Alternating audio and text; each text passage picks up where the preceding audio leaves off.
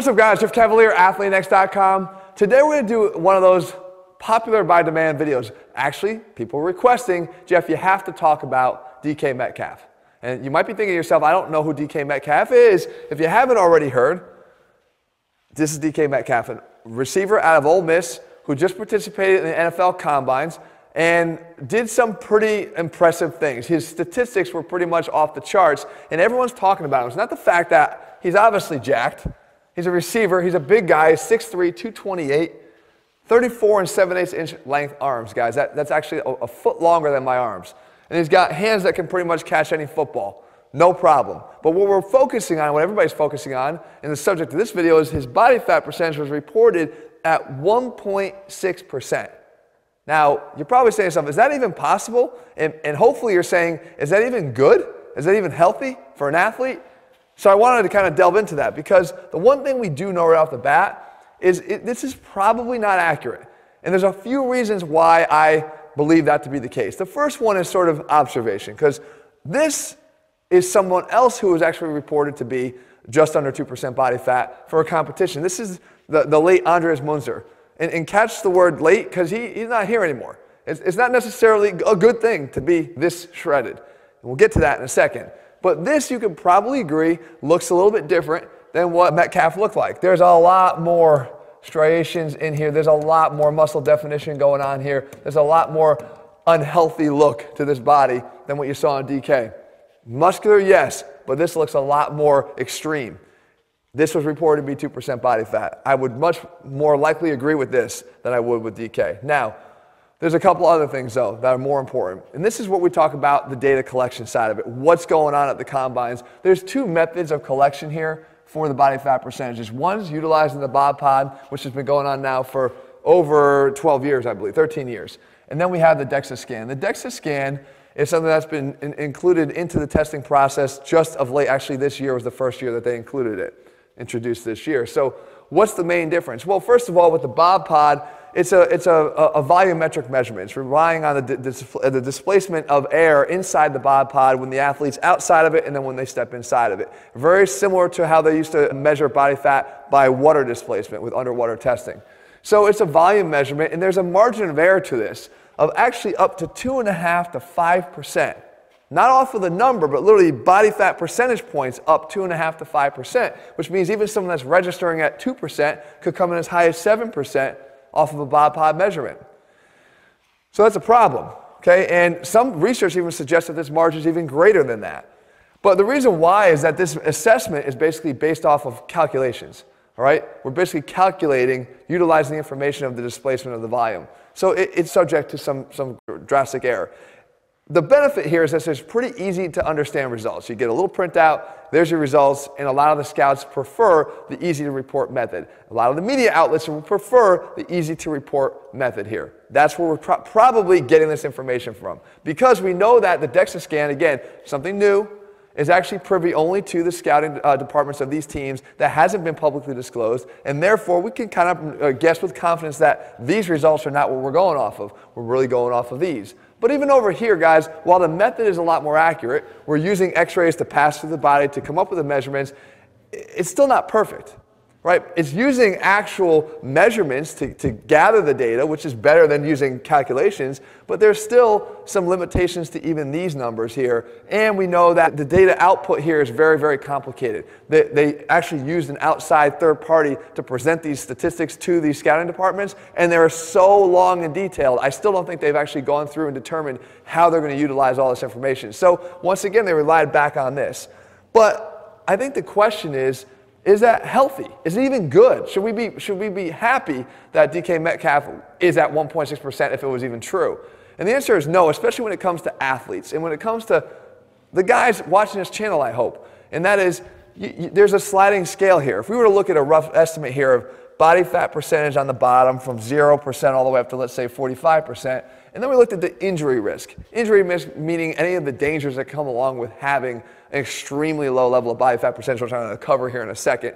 You're going to see this dramatic shift here, that when you're at these low, super low levels in 0 to 5% range, you have an incredibly high risk of injury here. And it could be something extremely serious like fatality, or it could be something more on the lines of career-threatening, just in terms of your ability to stay healthy because your joints are severely under-lubricated. You have, well, let's look at some of those things. We talk about what are some of these concerns. Temperature regulation. It'd be tough to regulate your own temperature. I hope he doesn't get drafted by Green Bay. It'd be a bad place to try to play football if you can't regulate your own temperature. Vision. You can have visual problems. I actually talked about my own self in the past where my extreme avoidance of fat in my diet led me to have some photo sensitivity. I couldn't go out in the sunlight without having to squint. And that's because we know the reliance on the photoreceptors of the eyes requiring fat to operate at full function. Reduced immune system. That's not a good thing for any athlete. Increased risk of injury, a lot of times relating to joint dysfunction because of the low levels of body fat. Fatigue, brain fog, nothing good about this, guys. Again, even if you're not an athlete, but you're trying to just compete in the sport of life, it's never going to be good. A desk job, anything where you got to think. Thyroid dysfunction, all this stuff is bad. All right, so we don't want to be that low. And that sliding scale, we saw the sweet spot would be more up in that sort of 8 to 12% body fat range. Right, there's reasons where we can kind of, aesthetically we would be where we want to be, but performance-wise we wouldn't be sacrificing where we want to be.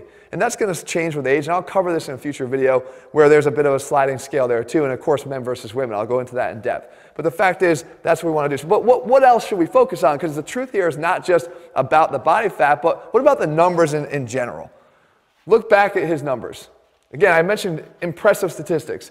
A 40-yard dash of 4.33. That is going to be very difficult to cover. A bench press of 27 reps at 225. A vertical jump 40.5 inches.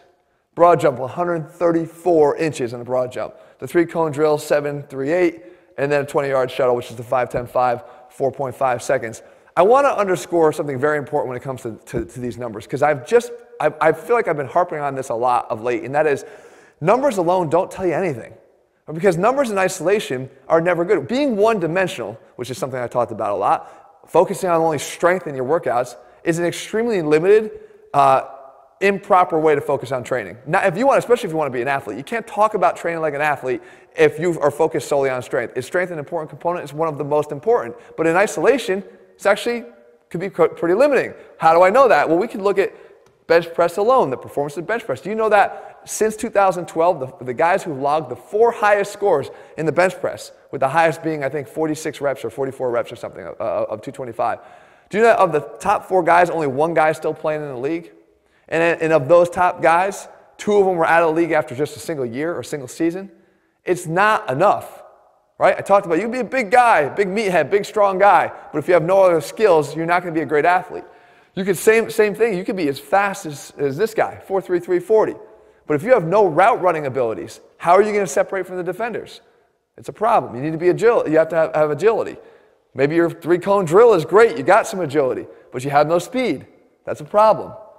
Maybe your vertical jump is incredible, 40.5, great, off the charts, but you have no strength. So when you're up against other guys in a physical situation trying to compete to get up for that ball, you're going to get squashed. Not good. So any number in isolation is no good. But I will say this, predicated on these numbers here, things look pretty good for DK Metcalf. Why? He's got some good company here. Julio Jones, one of the top receivers in the entire league. He's got him outweighed by 8 pounds. He's a little bit taller than him. 10 more reps on the bench press, faster in the 40, higher vertical. If he stays healthy, if he's not actually a true 1.6% body fat, he's got a higher chance of staying healthy, stay on the field, he can do some amazing things. One last thing, guys. We get the chance to play general manager here, you and I, all right? I want to ask you based on numbers, because there's another caution to numbers here, and that is you got to be careful with numbers. I want to ask you if you would draft this guy right here, this athlete.